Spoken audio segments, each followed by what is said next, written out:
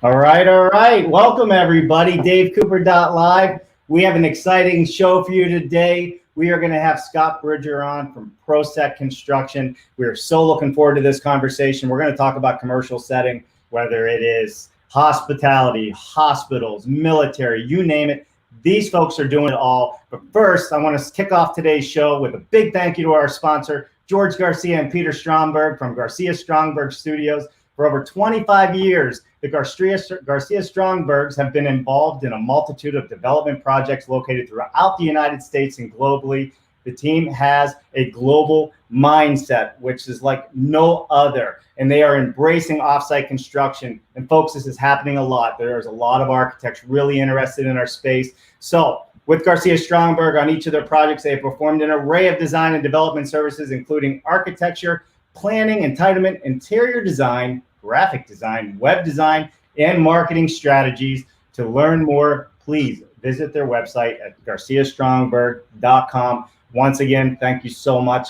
Can't do this without our sponsors. So if you're just joining us now, please hit that like and share button, because we are going to bring in Scott Bridger. We're going to talk about Proset Construction, and we're going to have a great time. And don't forget, in the comments, let us know where you're joining us from. So here we go. Scott. Morning, Dave. What an introduction that was, huh? Mouthful. Very good. How are you today? Doing great, thanks. You know, this is a lot of fun because we met at World of Modular. And I want everybody to understand World of Modular is a great event if you're in this space, because we meet people like each other, so to speak. Great event.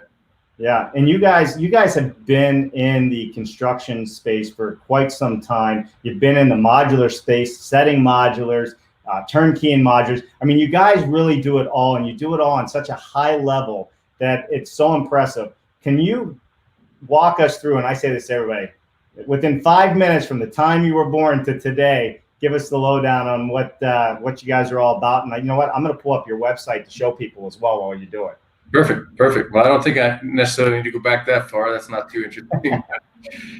Yeah. So you know, this commercial modular industry is fairly new to me personally. I've been in it for about 6 years now, but one of our founding partners is Matt Mitchell, and Matt he's been in the modular world for over 25 years, and he and I got to know each other some time ago. And I've been in the kind of the conventional commercial construction world prior to meeting Matt. And he and I got to know each other working up in North Dakota during the Great Recession and kind of the oil boom up there. We were both up there doing some commercial work. He was building commercial, some multifamily modular product up there, and again, I was building conventionally. And he started to talk to me a little bit about it. We happen to be from the same hometown here in Colorado, Telluride, Colorado, and he was flying up there. He's a pilot and has a little plane, and I was driving the 16 hours, so that got old pretty fast, and I got wind that he was flying, so I asked him if I could possibly pay for some fuel and join him on those flights. And so we got to know each other, commuting back and forth, and I got pretty interested in what he was doing. And as we got to know each other more and talked about what's really happening in this commercial modular world, we had an opportunity to kind of join forces. One of his projects was finishing up there in North Dakota, so he had kind of pulled his crews out of that region, and I was still very busy there. And he had an opportunity to just do some installation work for a manufacturer named Gurdon out of Boise, and he kind of contacted me. Look, there's a big opportunity here. There's a lot going on in this world, and you've got a good crew up there. If you're interested, we could kind of join our crews and see where this goes. And so we did that. It was a great project. We set 3 apartment buildings up there, and it went very well. And our timing was really good, because just about that time, Marriott, who, as you know, is I think the biggest hospitality company in the world, had really decided that they wanted to start working with the modular solution to get more of their hotels built more efficiently and better. And so right after we set that first project, we had the opportunity to set the first modular Marriott hotel, which is at Fairfield in Folsom, California. And since then, it's just kind of been an exploding business for us, and exploding industry, as you well know. So we got very busy setting boxes just as a installation contractor on these commercial modular projects. And because I'm a general contractor by trade, I always have been, and Matt has also been a general contractor by trade, we got a lot of people saying, hey, we know you guys are not just a set company. We know you're general contractors, and we really need good, general contractors in this commercial modular space. And so we decided to go ahead and start a separate a company, kind of a sister company called Proset Construction, to do commercial general contracting. And we brought in a third principal named Rick Buckendorf, who's got an extraordinary resume for running large-scale commercial businesses. And so we've got a great team, ownership group, executive group. We brought in another gentleman, named Dave Ekman, as our COO. And so we've got a good talented group, and we've just really expanded that general contracting scope over the last 3 or 4 years. And we've got a huge demand for that, primarily because that's where a lot of these commercial modular projects struggle to get off the ground, is finding a general contractor that really understands and has the experience in this space to be successful. And so that's all Proset Construction does is commercial work. Commercial modular work. We don't do conventional builds. So that unique kind of exclusive modular scope that we are focused on has created a lot of demand and a lot of interest. And so we've gotten quite busy with the GC side, but we're also setting boxes for all kinds of different general contractors, lots of different manufacturers. Right. So the big question out there is, what's really happening in the industry is everybody is so busy, right? What in the commercial space with COVID and everything that's happened, we were talking offline. Did you guys skip a beat with anything? Tell us a little bit about your experience so far with COVID and what you guys are doing. Pretty interesting, actually. I don't think any of us could have really predicted what, well, frankly, any of this, but what it would do to our businesses and what those ramifications would be. And it's interesting. I heard somebody say recently, well, the one upside or the bright side of this whole pandemic is I've had a little bit more time. I can go on a hike. There's a little bit of an opportunity to take a breath. And I'll tell you, we haven't seen that. As I look back since the beginning, since I saw you last in Orlando at the World of Modular, which was right at the beginning of this pandemic, as you'll recall, that was early March. Since then, I've probably had the busiest few months that I can ever remember. And so I struggle to really understand why that is, but I know part of that is because I think I attribute a lot of that to the fact that there's been so much sort of pent up demand for particularly multifamily projects that I think there have been a lot of developers, a lot of clients out there that maybe they did actually find themselves with a little bit more time and focus time in the office, and were able to kind of start really pursuing and pushing some of these projects forward. And so there did seem to be this big push of new opportunities coming in the door, and I think that may be part of it. But I think the other interesting shift that we're seeing as a result of this pandemic is that, as I think everybody knows, the hospitality market is certainly one of the most affected markets out there from this pandemic. So a lot of hospitality projects have kind of either gone on hold, or some of them have canceled entirely. What we've seen there is, I think, the ones that weren't yet funded are mostly on hold. If they had their funding in place, a lot of them are moving forward. But the bottom line is hospitality is certainly taking a kind of a pause here, a step back, if not a significant slowdown. Whereas multifamily and things like affordable housing and homeless housing, all the different sort of aspects that go along with that, whether it's temporary housing or permanent supportive homeless housing, there are a lot of different aspects of that. But those markets that are associated with multifamily, with residential housing, those are really just seem to be expanding at a tremendous rate, and particularly with the modular solution. Right. I mean, that's because you guys were really big in the hospitality space. I mean, you still are for the most part, outside of what's happening in the slowdown. But it is quite amazing that, you really didn't skip a beat. You went straight from hospitality into more multifamily, affordable housing projects, kind of across the board. Where are you building at? Give us kind of the demographics of where Proset's doing a lot of the work. Sure. Well, it's largely been West Coast and primarily California. We've been very, very busy in the Bay Area over the last 5 or 6 years. What's interesting about the California market, and I can talk about sort of more globally here in a minute, but the California market specifically, cost of construction is so high in the Bay Area. As a matter of fact, I read the other day that it's the highest in the world, that it really makes the modular solution pretty attractive. We can mitigate a lot of those local, really high local labor costs by building offsite.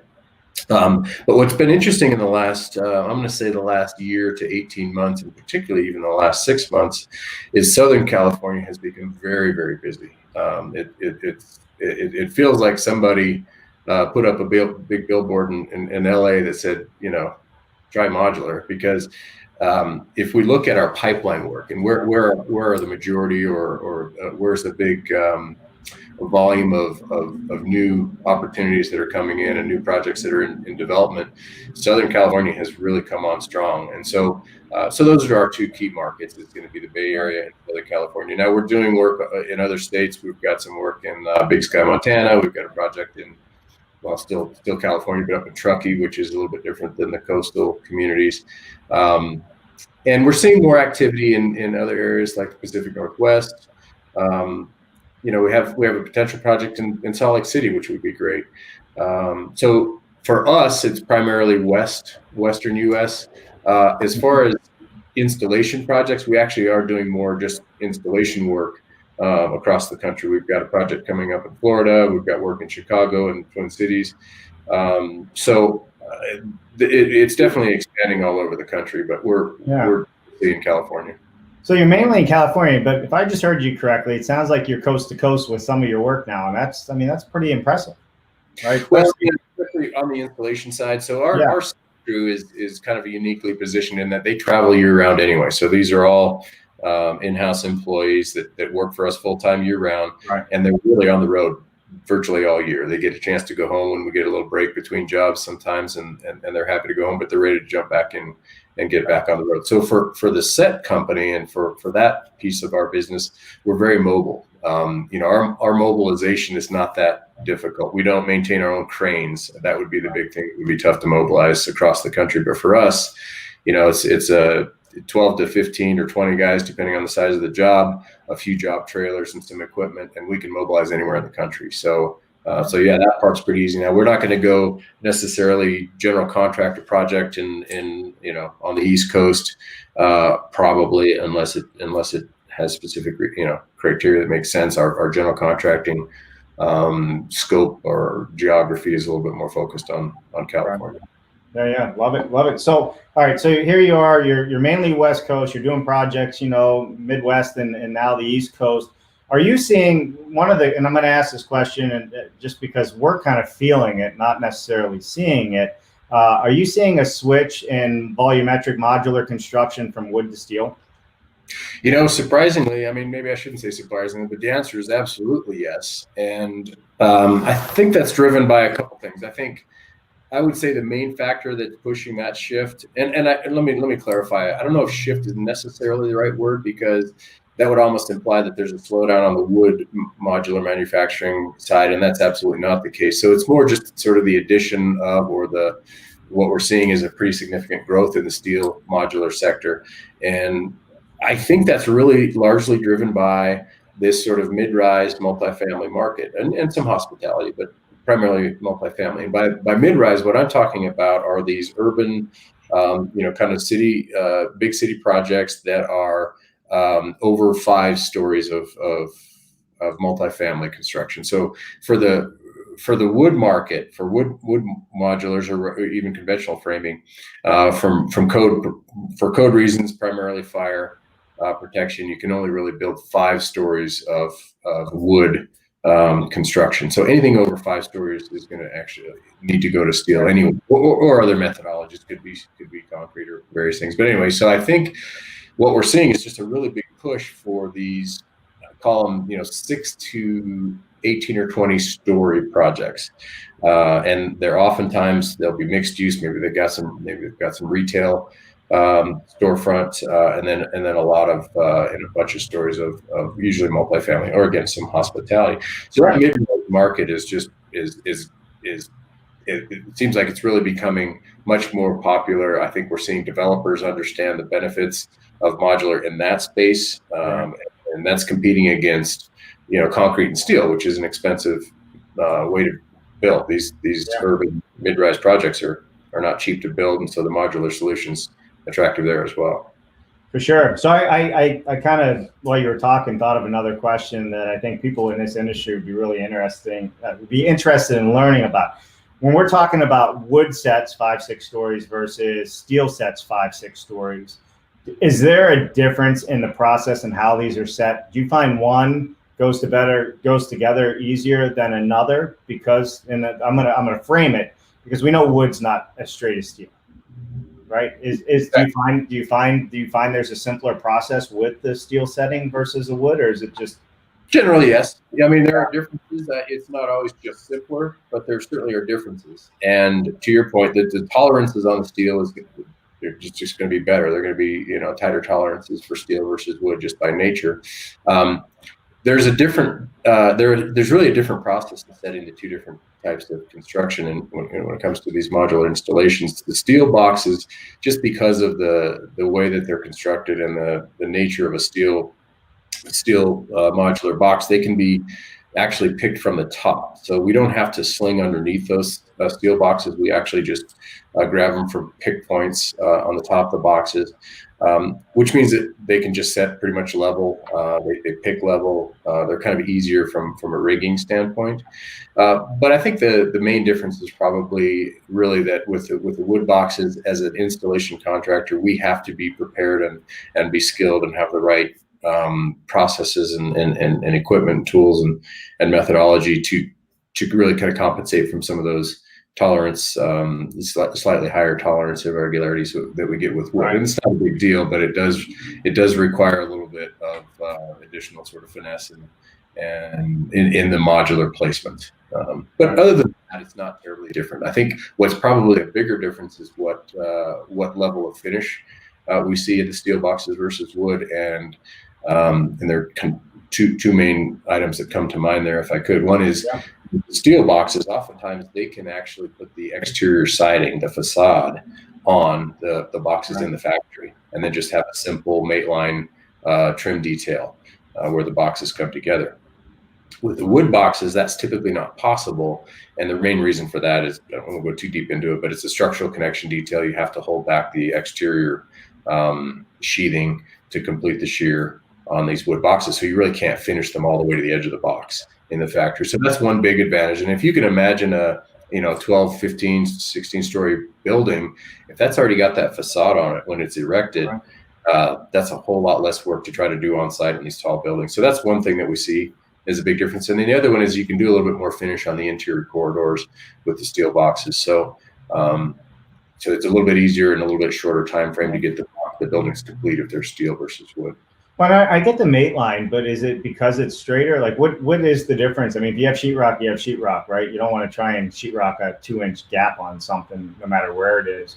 I'd just be curious to know a little bit more. It actually has to do with the structural connection detail. So when you pull it together, you need more space. Yeah, well, it's also a lot about shear strength. So a steel box just has different shear and engineering capacities than a wood box. And so with the wood boxes, there's a little bit more work that has to be done on site to complete that structural connection and shear continuity.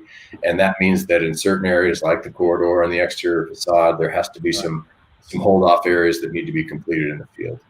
Got it. Love it. No, great question. Glad that one kind of popped in. So why don't we look at some comments? Why don't we see who is out there joining us today? Sure. All right. All right, we got Doug Pill. You know Doug Pill, Prefab Logic? I know Doug well. Good morning. Let me put him up there. So good morning, Doug. Thanks for joining us. Love it. All right, we got good old Rick Hawkins from Atlanta, Georgia. Rick's a modular builder down in Atlanta, Georgia. He's been in this industry a long time. Thanks for joining us this morning. Love it. Hey, we got Jordy Puchinger. Morning, all. Do you know Jordy? I don't think I do. So you guys, he was at World of Modular. So they do their own factory up in Canada. They have a software that they've written for the production floor and what have you, ModuCore. So you guys probably have a lot in common. You probably walked past each other many times. Yeah, I recognize the name. I think we may or may not have met, but I do recognize the name now, yeah.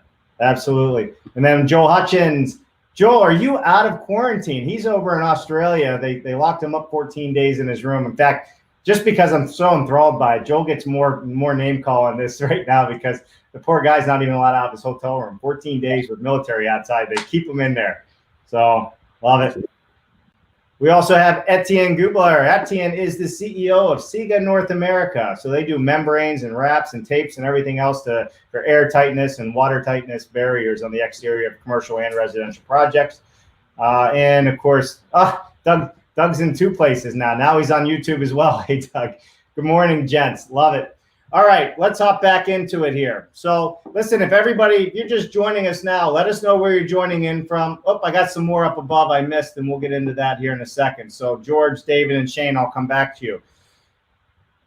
Like and share this. We are on 3 platforms. We're on LinkedIn, YouTube, and Facebook. And today we are with Scott Bridger from Proset Construction, and we're walking through the set process. And I think the next big thing that we should jump into is, as people are learning what's going on around here, just like the architects, like how do I do offsite? How important is it to have your input during the design phase of one of these large projects? Where does it begin? Where do you come into this situation with manufacturers and architects?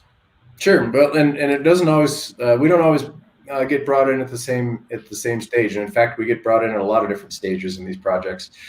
We'd like to think we have something to contribute early in the design process, and I think that really comes from just our experience in the various types of modular projects that we've worked with. And we work with a lot of different factories, a lot of different architects, and so we love it when we do have an opportunity to have some input in the design process. And it's not going to be an extensive engagement, but if we can just weigh in on some constructability of the project, and we can look at some details and maybe say, hey, we feel like there's a way that might be a little bit more efficient that we've seen or that we've used in the past. We think there's some value there. We also get involved fairly early on in the budgeting process because, as you can imagine, a lot of clients, a lot of developers go through a fairly exhaustive and sometimes kind of challenging and a process of trying to decide, is this the best way to go? Should modular be my methodology for this project? So a lot of that has to do, of course, with understanding what the budget ramifications are and schedule. So when we get involved early, oftentimes it's because we are going to be working on providing some budgetary feedback, and an early engagement might just be looking at some schematics and some programming of a particular project and saying, okay, here's our opinion of cost, which is essentially just, our estimating team will look at a set of data from a developer at that early stage and say, in that market for this type of programming, this type of project, we're seeing roughly this type of a cost range. And as a GC, we can give that client the cost from excavation all the way through to final occupancy. So the budgeting part is pretty critical for most developers, and that's something we can help on. Because we are fairly visible in the industry, I guess I would say, oftentimes we get fairly early engagement from developers, and they might contact us and say, hey, we think modular might be the way to go for our project. We haven't engaged an architect yet. We know roughly what we can put on this site. Maybe they have a project where they've just got the site in due diligence and they've got it tied up, but they haven't even purchased it yet. Maybe they're working on entitlements, and they're wanting to understand what the modular process looks like. And so sometimes they'll come to us before a lot of other folks. And another one that they often contact early on is somebody like Doug Hill with Prefab Logic, for the same reason. Hey, you guys are kind of out in front of this and working with a lot of different factories and designers, and help me understand some of this. And so we actually do enjoy getting involved at that level, because oftentimes we can look at a project and say, okay, we feel like for this location, this type of product, we think we can offer some suggestions on who would be good quality manufacturers, maybe some recommendations for architects and engineers. And so we're glad to get involved that early. But it's interesting because you do work with a lot of different manufacturers, and they're not all the same, and they all have, their strong points for what they're really good at. And I think that's an interesting thing. So a lot of times it sounds like you can actually be upfront on the collaboration, almost as a consultation on, here's some options for you moving forward. We do see that, and we're seeing more and more of that. Yeah.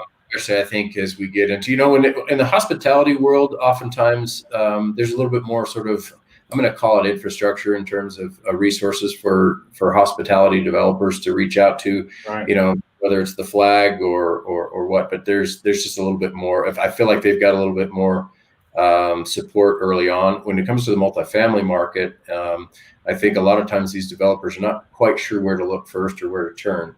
And when they contact us early, to your point, that the factory selection is a big piece of it. And there's really a lot that goes into that decision on who's the right manufacturer. And as we talked earlier, a lot of that depends too on, is this a good project for wood or steel? That's going to sort of guide the direction on that factory selection. But there are a lot of factors that go into that. There's the location. Okay, where are there factories that are within a good trucking distance from that particular location? Even all the way through to what's the backlog of the different manufacturers. And because we have constant working relationships with all these different factories, we actually have a pretty good sense of what the backlogs are from the different factories, and so we can kind of help guide them pretty early on that subject. Yeah, for sure. There's a comment that came in, and I'm going to put it up here from Greg Ugaldi. Greg Ugaldi is the immediate past chairman of the National Association of Home Builders. So from up here, he said, Scott, give us a picture of the space you are in. What are your smaller projects? How large are the projects that you get involved in? And I know we're going to jump in. We got some video to show on some of the projects. I don't know if now's a good time or not, but why don't you give us the kind of the rundown, like Greg asked, and then maybe we can move on into some of these projects. Sure. Well, I'll start by saying that modular is a good solution in a lot of different size projects, from all the way down to single family up through large commercial or student housing, medical buildings. There are a lot of large scale projects that make a lot of sense for modular. For us, for Proset, we're really focused in the space that is primarily hospitality and multifamily. But when it comes to multifamily, it's difficult for us to be efficient. It's really not our sweet spot to do small projects like a fourplex, for example, or a series of duplexes or something like that. Typically, our smallest projects are going to be, maybe 50 units and up. That's not to say that we won't entertain a smaller project if it happens to be in a market where we're working and maybe it's a repeat client, or there may be other circumstances that would make it attractive to us, or make us a potential solution on a smaller project. But typically it's going to be at least an apartment building of some size. And then on the upper end of that, there are projects that are too big for us to take on, and frankly, Proset Construction's been in business only for less than 4 years now, and so we're not really in a position where we're going to go out and build a skyscraper. That's going to be out of our reach. But we have partner companies that we will join with, and we'll kind of be the modular expert, and maybe a joint venture type situation where we'll work with a large builder, so we can handle those projects as well. So our sweet spot is really, if it's a multifamily project, anywhere from 50 to several hundred units is great. If it's hospitality, it's all pretty much going to be the limited service stuff. We're not doing a lot of large resort type projects, but lots of limited service, lots of 5-story and under on the wood side, and then we're seeing more of the mid-rise hospitality kind of starting to pick up as well. Yeah, for sure. Well, I mean, it was a great question. So let's get back to a couple other quick comments and here, and then I want to jump in, and we're going to start showing people, some of the projects that you're working on, and then we'll open it up. If we got some more questions out there, people can ask their questions. So we have a quick shout out, Shane McNutt from Nudo. Hey Shane, thanks for joining us this morning. We got David Graham. Good morning, David. Always good to see you.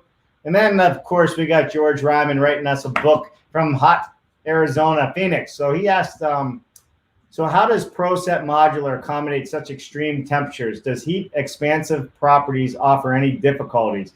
Because he's in this year they've had temperatures of 110 degrees or higher. Does it make a difference? Well, good question. The only thing that I would say that comes to mind in terms of, those climate issues is we have had some situations where modular boxes get built. So the modular units are built at the factory, and maybe for some reason the project gets stalled and those boxes need to be stored for extensive periods of time. Generally, that's not a big deal, but it can be a little bit tough on a box to go through extreme temperature fluctuations. For example, if they're being stored in a location where maybe has extreme temperatures between winter and summer. Sometimes we'll see, a little bit of drywall cracking or something from some of those expanding and contracting situations, but nothing major. Right. As far as generally dealing with those hot temperatures, we're not unlike other trades. We're out early and quitting early on those days. But I wouldn't say there's any other really specific limitations to those climate conditions. Other than steel is hotter than wood. Yeah. Wear gloves. Yeah. For sure. All right, we'll do one more comment and then we're going to move on because I have a feeling Dr. Brent Musson. I do know Brent. Said he missed you this morning. See, Brent, now we can't be missing meetings, buddy. It's probably not him, right? Great. All right, Scott, why don't we jump into showing some people some of the projects. I have this Westlake 6-story apartment building I'm going to show on the screen if you want to talk about that. Yeah, you bet. There it is. There it is. So this is a project that we recently worked on in downtown Los Angeles. And as I was saying earlier, Los Angeles is just becoming very, very popular for modular. And this is a good example. This is a multifamily project. And kind of, as I alluded to earlier, these oftentimes these urban infill projects will have a retail or a street front component, as you can see there. So this is a very congested street and kind of a unique, some unique conditions to the logistics on this one. So you can kind of tell the crane is sitting at the back of the building, and we had to really tuck it in there at a very tight spot. Had to build a special concrete pad just to support that crane. And then the boxes were all actually lifted off of the street. You can see the street in the front there. So the crane is in the back, kind of off the alley, and then the trucks deliver the boxes, as you can see there, out on the street level, and the crane is basically picking blind, obviously with close communication with our teams, and grabbing those boxes from the street and lifting them up and erecting the building. So kind of a unique project from a logistics standpoint, but went very well. This is Silver Creek, was the modular manufacturer out of Paris, California, which is out by Riverside, inland from LA. And it was a good project. It looking at it on paper initially, we thought, wow, that's going to be a challenge. It's sandwiched right between two buildings on an extraordinarily busy street and a very tight alley in the back. Just a tough logistics site. One of the first things, actually, the first thing we had to do when we started to work on the erection of this building is we had to use our crane to remove a light pole that was in the way. So sometimes our work starts with clearing some space and looking at the utilities. So give us an idea, Scott. The set on a project like this, do you recall how many modules it was and how many days it actually took to get them all set? Yep, absolutely. It was 75 crane picks, so 75 module units, and we set that in. I can't remember if it was 6 or 7 days. We may have gone into that 7th day for a few more boxes, which is an okay pace. That's a little slower pace than we would typically set, and that was all driven by just the challenging logistics of that location. So, as you can imagine, just moving these large boxes around downtown Los Angeles is not easy. So, in this case, we had a staging yard that was about 9 miles away, just a vacant lot that we were able to. The developer was able to secure. And so on the day of setting, these boxes have to get those nine miles through downtown LA traffic to the site. So that's not always easy, and it's not always predictable. There are curfews, so we were not able to transport these oversized loads certain hours a day from, I think it was 7 a.m. to 10 a.m. and then again from I believe it was 3 p.m. to 7 p.m.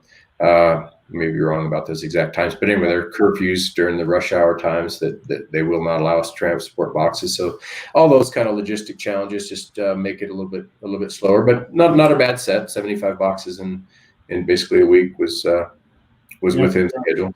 Well, I mean, that's kind of the norm, even on the East Coast here, around the big cities, big metropolitan areas. They don't want these things traveling. Rush hour is already congested. They don't need us making it much worse for them. So just another thing to touch on here, as people are here to learn as well, right? Setting from behind, having that crane back there, would you up that crane to? That's a pretty good reach for that crane to have to get to. So depending on how you set the crane also varies in load carries and reach for the crane, yeah? Absolutely, the reach is a big one, and this is actually a good place to stop the video there. So if we look at that image, you got it. I don't know if it's easy to see or not, but at the bottom left corner is the truck sitting there with the box. Yeah, right here. The cursor is, and you can see how the crane is just really tucked back in there at the back of that building between the next door building and the building that we're setting. And so our field director is a gentleman named Chris Rhymes, and he works very closely with crane companies to develop these crane plans well in advance. And if we look back at the original date of the first pass to crane plan on this project, I think it was probably the better part of a year ago. So there's a long kind of buildup of logistic planning that goes into these projects, and that's key, because the last thing we want is to come out and start working on installing boxes and have a serious logistics problem. That doesn't mean that everything always goes perfectly and things don't come up that weren't anticipated, but this is a good example of how important that pre-planning really is. And we, as I say, we work very closely with the crane companies, because they're going to be the ones that obviously need to make sure that they're comfortable with the whole program, and to your point, the reaches and the weights of the boxes will need to factor in the size and weights of each of the boxes. Sure. And actually, that's another little interesting note on this project. As you look at that image at the back corner of the building, kind of on the opposite, past the crane there, those boxes were the largest boxes in the building. And as it happened, those boxes, and you can kind of see how long they are. They extend. There you go. See how they kind of extend out to the right, past the right crane there. So those were the biggest, longest boxes on the building. And as it happened, we could not get the crane that would fit in that location, would not quite handle that reach and those weights to pick that far off the street. So what we ended up doing is we actually cut those boxes in half. And that may sound crazy, but that's not unusual in our industry. So that's what we call a saw box. And so in this case, the boxes were designed by the engineers and built in the factory, so that they were designed to be cut in half on the ground. So before we lifted the boxes, they were cut in half, and it created a couple extra crane picks, because instead of one crane pick, each one of those represented two.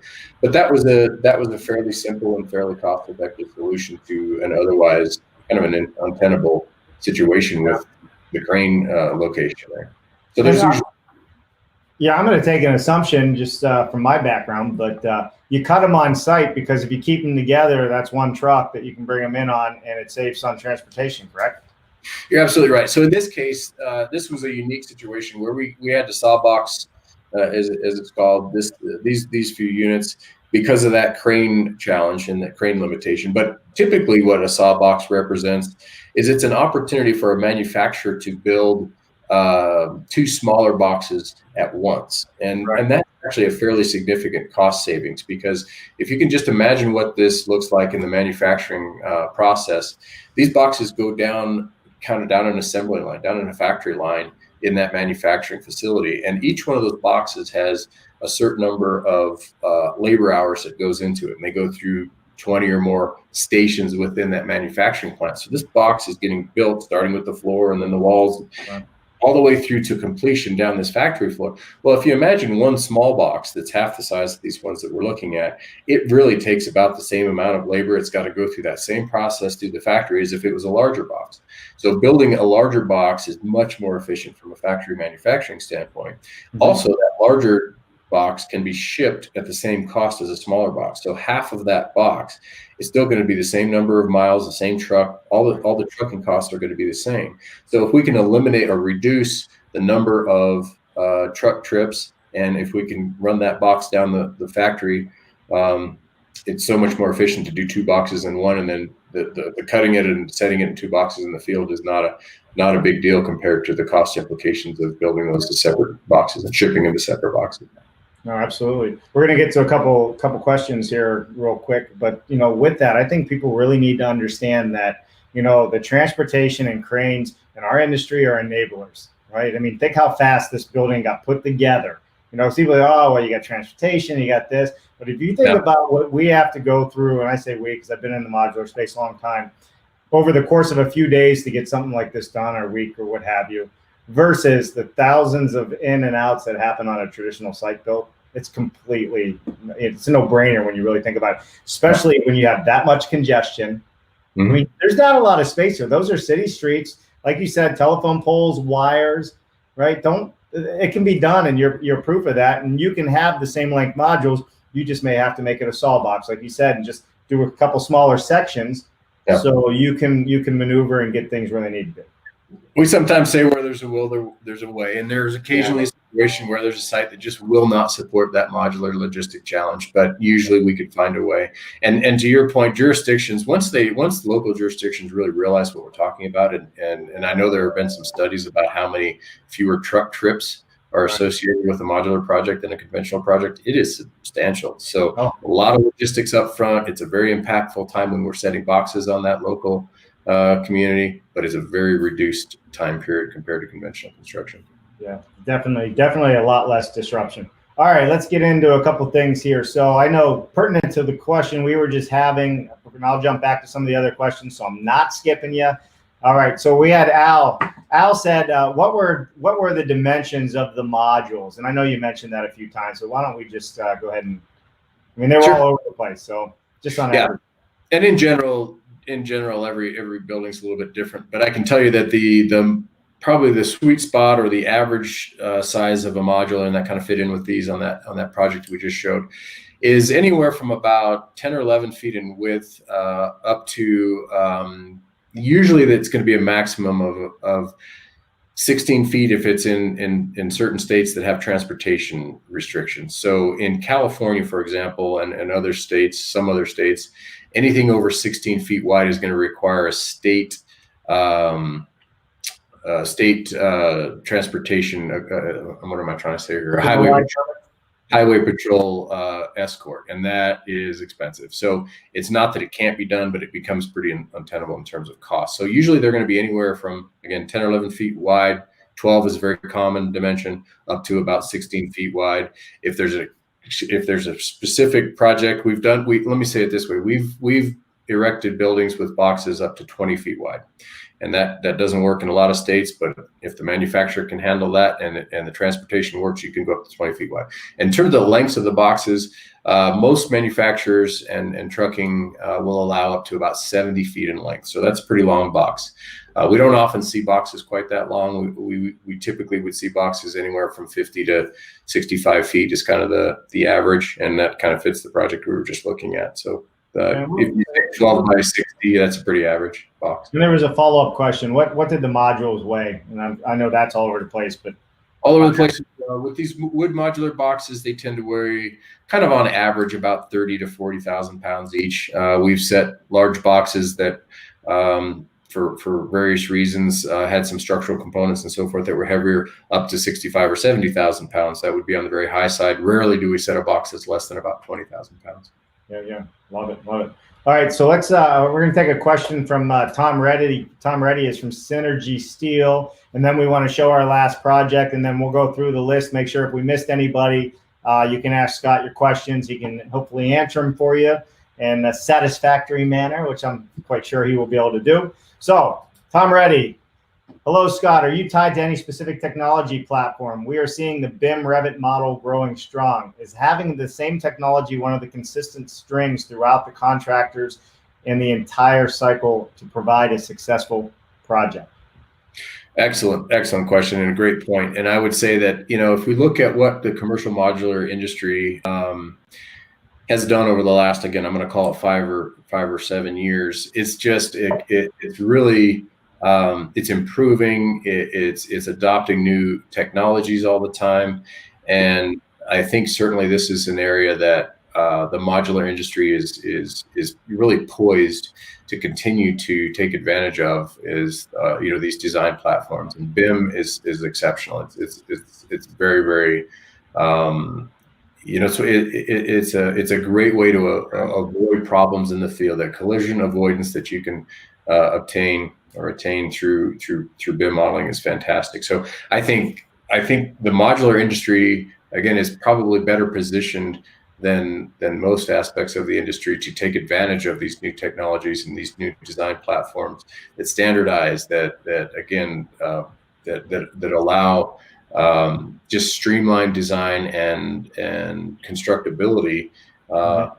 That's a lot easier to achieve in a factory setting than it is in the field. So great point, great question, great comment. I think that's a big improvement aspect that we're going to see in construction industry large, but specifically I think in the modular world. I think the modular world's already pretty far ahead on that, but I think it's going to be continuing to improve.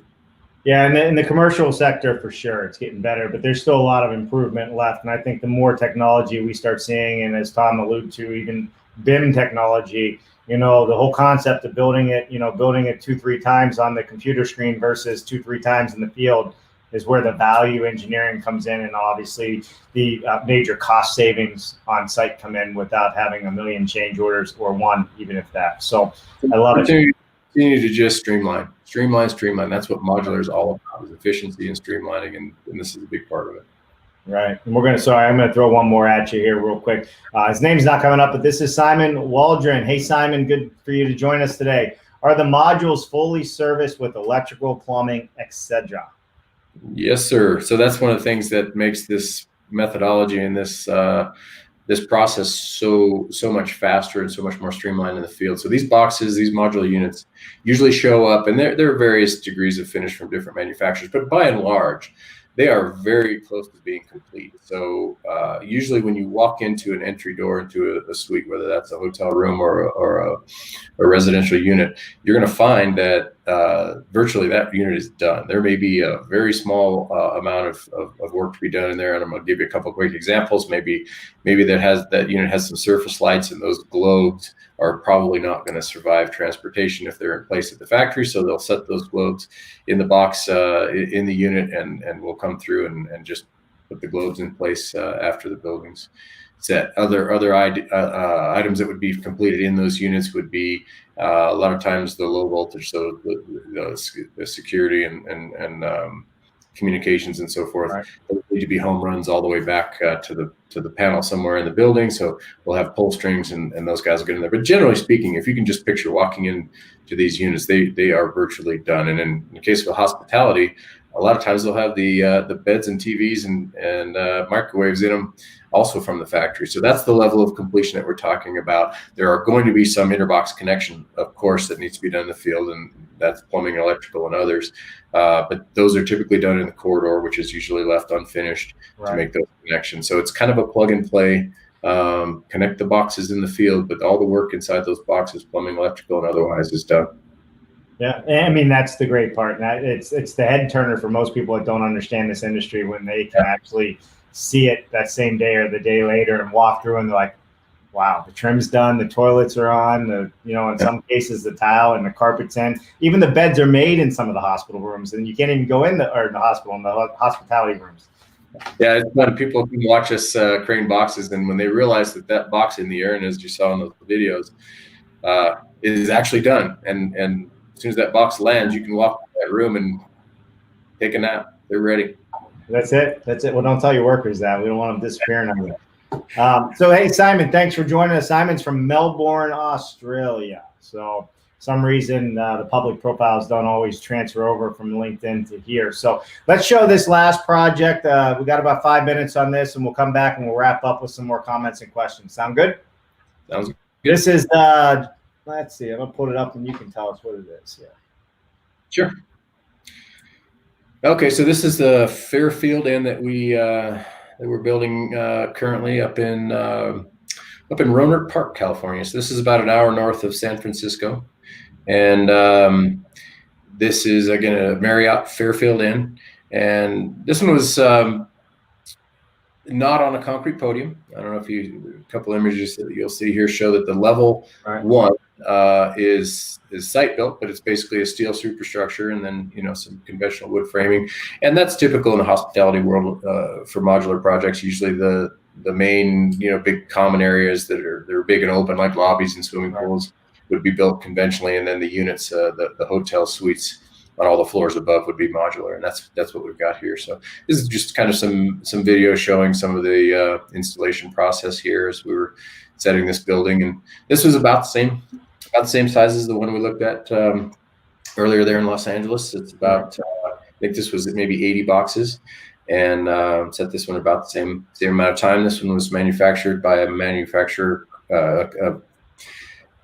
fabricator called ATCO, ATCO, great manufacturer with multiple facilities around the country and in Canada, and they did a very good job. These were good boxes.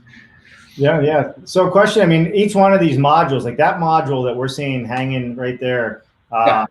So the inside of these, I mean, are typical hotel rooms. You can see some of them have the curtains drawn if you look in the windows, right? So this is exactly what you're saying. So there's the exterior sheathing, there's the button-up work, there's pulling the plumbing together and connections. But for the most part, those rooms are done on the inside, minus some cosmetic touch-up stuff. Yeah, and one of our clients said, we kind of timed it just for the fun of it, and they said, from the time we sent our staff, our hospitality staff, into those units to get them ready to rent, they said it took 4 man hours, and that was essentially coming in there and making the beds. Some of the FF&E, as they call it, is shipped, strapped to the floor or something. Right. So bouncing around during transport. So, setting up lamps but basically the rooms they're within a few hours of sending your housekeeping staff in there, and they're ready to rent. So all that work that needs to be done from the time that you're seeing this building get erected here till that building is done is really the exterior skin, the corridors where all those connections are made, and then the exterior, and the roofing as well. So usually the roofing is done on site. And of course you've got level 1. In this case, we've got to finish out the lobby, interior finishes on the lobby, in the swimming pool and those common spaces. But the rooms are done. And sometimes I can see it in our clients' eyes. They see those rooms done and they say, man, that room's ready to rent. What's the hold up here? they show up ready to go. So, right.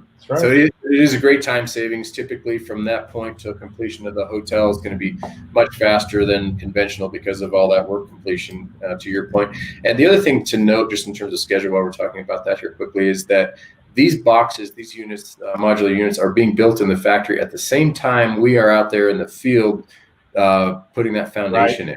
And so that's the simultaneous schedule condensation. If you just imagine, instead of having those as parallel one after another consecutive activities, it's happening at the same time. So when you are able to overlap the construction of these modular units with the field work to get that foundation ready, that's just an instant automatic schedule savings of months.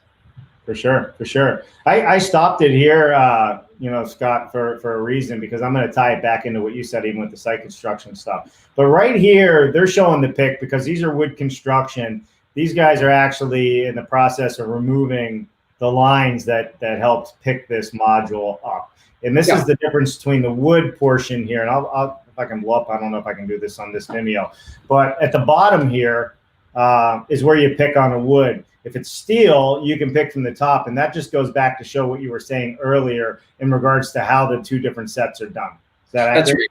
Yep, no, that's exactly right. And if you look at that image there, those yellow straps, those are nylon straps, and they're reusable straps. So it's a little hard to see in this image, but basically we notch the sill plates that these boxes sit on in order to pull those straps through. So we get the boxes set exactly where we want them. We've got some techniques and some strategies for shifting these boxes around, but until they are in exactly the position we want, and that could be, hey, I need 1/8 of an inch, I need 1/4 of an inch, we're going to move those boxes until we get them positioned exactly where we want. Because once we unhook those straps and pull them through, there's no more moving that box. It's there forever. So that's sort of the technique with the wood boxes, with the nylon slings, as sometimes they're called.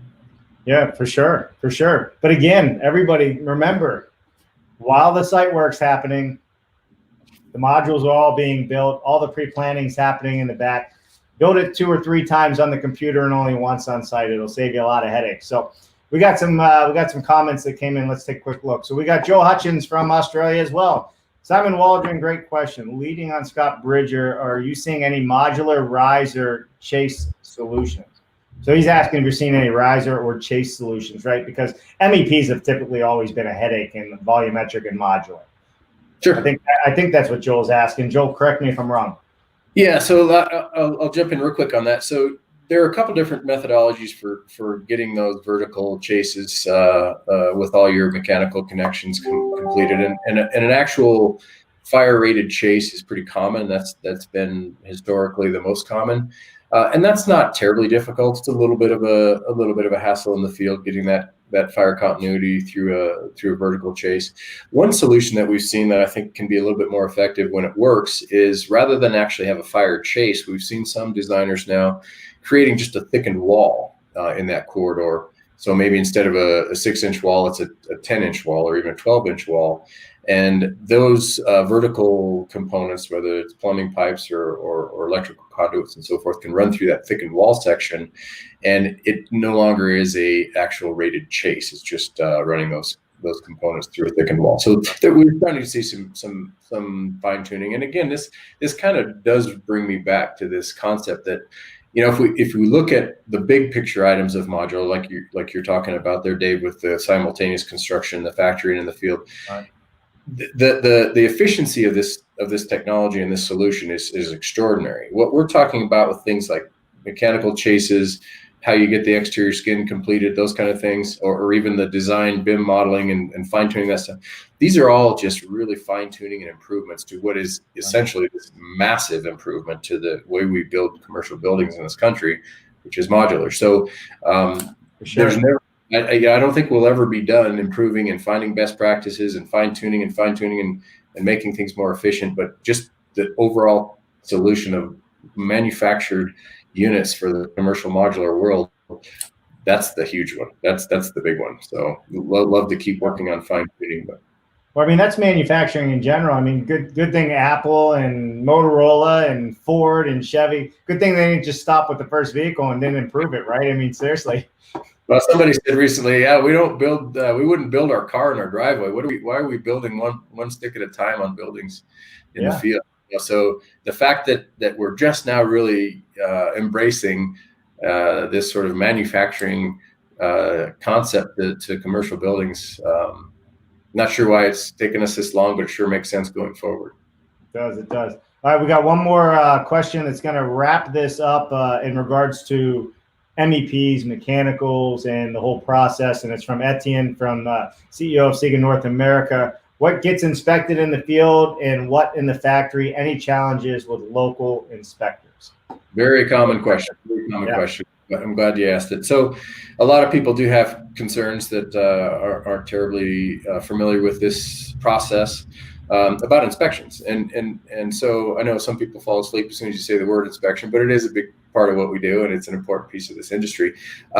Inspections in the factory are all done by third-party inspector that's certified by the state in which that unit is going to go. So if it's a California project, it's going to be a California certified inspector that's in that manufacturer, wherever the manufacturer is, even if it's in China or Poland or Chicago. So that part of it is done by a third-party inspector. They're going to inspect every step of that manufacturing process, and they're going to label that modular unit as completely inspected and approved with a placard before it leaves the factory. So when it gets to the job site, when we erect the building, the local jurisdiction has limited authority on what they can or need to inspect, and essentially that's just what they can see. Is obviously the local jurisdiction is going to handle all the inspections on the foundation and the underground plumbing and all those things. But once the modular units arrive, their inspections at that point going forward are really just the connections in the corridors, obviously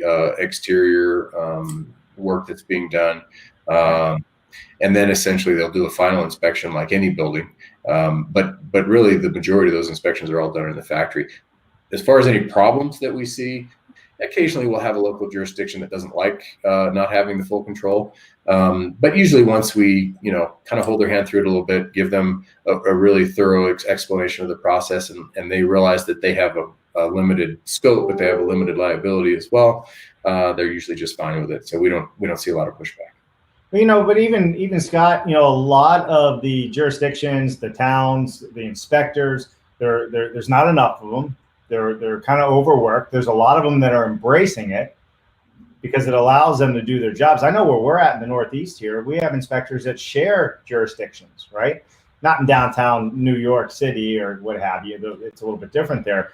But the reality of it is it's more efficient for them. And just so people understand, the process for what they're inspecting is basically they at least in my knowledge, it's always been safety issues they have jurisdiction over, right? Fire, water safety, workman safety. And then, like you said, all the connection points, mechanicals, utilities, gas line, water hookups, where everything pulls together. But outside of those points, you're saving yourself on all these behind the wall insulation inspections, framing inspections, window install inspection. So all of those go to the wayside, but they are being inspected by a third party. And not only the third party, they're being inspected by the factory, they're being inspected by the line inspector at the factory, and then the third party at the factory. So it's so much more efficient. You have so many more eyes checking it in this process than you do in a traditional site. Well, the other thing that's interesting about that you just made me think about is there's interestingly enough, there's a political aspect to what we do as well. And the reason I say that is because there's a lot of political pressure around the country to solve these very, very serious housing issues in communities all over the country. And whether it's homelessness or just affordable housing in general, a lot of government officials, governors, mayors are under a tremendous amount of pressure to try to figure out how to help mitigate, this serious problem.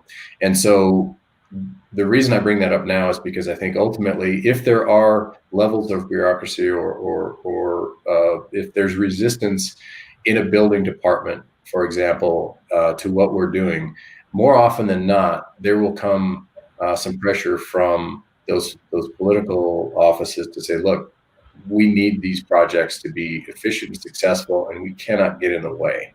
And so that has actually been a very good thing for our industry, is having some of these some of these politicians and government officials recognize that this needs to be embraced, and that the government agencies can't be standing in the way and being a cog in the wheel of what is potentially a big piece of a solution to a problem that they need to solve. So that's sometimes interesting as well. I 100% agree. All right, Scott, I have the final question of the day. You ready for this? It's called our brand identity crisis. What should we call ourselves? There's offsite construction, there's modular construction, there's volumetric construction. Here's a good one for you too. Is it offsite Is it offsite with a hyphen, OFF-site, or is it offsite one word?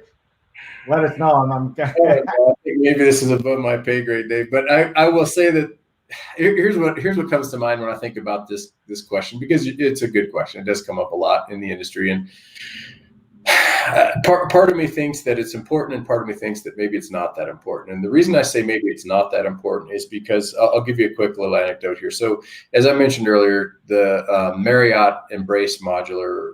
They were the first hospitality company to really aggressively pursue it. And as the hospitality industry was kind of evolving and embracing this, we had a lot of conversations with the folks at Marriott, Jennifer and David, some of the people that you may know there. And we kind of watched how they talked about the industry and what it meant to hospitality specifically. And I remember Jennifer at one point, she was speaking at one of these conferences, and it was 2 or 3 years in, probably after we had set the first Marriott hotel. And she made the comment that for the first number of years, most of what she was talking about, most of the questions and most of the conversation revolved around sort of educating developers and the public at large about the merits of commercial modular, and sort of dispelling some of these and maybe preconceived notions of what modular means. Do people think about mobile homes, or sort of some of the stigma that may have existed in using the word modular. after a couple of years, what Jennifer said and what I see too, and I think most of us in the industry see, is that the questions were no longer about, is modular as good, or is there a stigma with modular, or the terminology of modular in general? That almost went away, and the conversation had very quickly shifted to, is there enough capacity? For example, that became one of the biggest questions that Marriott was fielding from their franchisees and developers in general is, okay, I can see that modular is the right solution for my project, but now I'm worried, are there enough factories? Am I going to be able to get a manufacturer to build my building, because so many hospitality companies want to do this, and there's only so many factories out there, and there's only so much capacity. So just kind of watching that evolution of the discussion around our industry did tell me that the stigma is largely gone. And I think when we talk about what terminology we use, what do we call ourselves?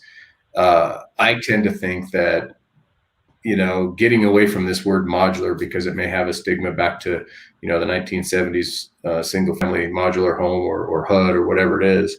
I'm frankly not terribly concerned about it. As far as what we want to use for terminology that best describes what we do, for us, I would say it's probably volumetric modular, because we're talking about these 6-sided, largely completed volumetric units. But that's only because that's our niche. That's where we're focused. I think if you look at the word or the phrase offsite, whether it's got a hyphen or not, that does more broadly describe a lot of different aspects of the industry that's modernizing, that's utilizing various kinds of manufacturing and assembly technology. So I don't have a great answer for you there, Dave, but I would go with volumetric modular when I'm talking to folks, but I don't think there's too much of a stigma anymore, and so I'm not terribly worried about it. See that? So there you go, Dr. Brent Musson. If you're listening, you don't have to change your business cards. We're good. We've kind of had some banter going back on this. So that's just my take. I wouldn't put too much stake in what I have to say, but that's just. I love it. Well, listen, man, we've been at this for an hour and 12 minutes just about. So I want to thank you for taking the time and chatting with us on this. I really appreciate all your insight. It's such an honor to have somebody like yourself that, you're literally living and breathing this in different parts of the country every day, whether it's wood or steel. And I think there's so much to learn from you. And if there's architects out there or people looking, getting in this space, I highly recommend you guys reach out to Scott Bridger and his team over at Proset, because there's a ton to understand in the beginning, especially when you think about designing this, right? Especially if you're going to have salt boxes. You don't know if you need salt boxes. It's easier to design that now. Starts with design. Can't emphasize. We're not designers, we're not architects, but we can't emphasize enough that it really does begin with design, and good design makes our job a lot easier and makes us look good. Right. Well, listen, I really appreciate it. I know there's going to be some more comments coming in, Scott, so maybe you can take a look at this later and go back and answer some of those questions. So listen, everyone, Dave Cooper, davecooper.live, Scott Bridger, Proset Construction. Scott, you are option. And a big thank you to our sponsor, Garcia Stromberg Architects down in West Palm Beach, Florida. They build all over the country. Without our sponsors, it makes it hard to keep bringing great people like yourself on. And one thing to remember, this is invite only. Nobody dictates who comes on this show. It is to grow the construction industry. It's to grow offsite construction in general. Scott, we're going to have more people on like you, but every week it gets better. I just don't know if I can keep topping the guests. You've been awesome. Thank you. Great to have the conversation. Thanks for having me, Dave. All right. We'll see you all tomorrow. Bye now.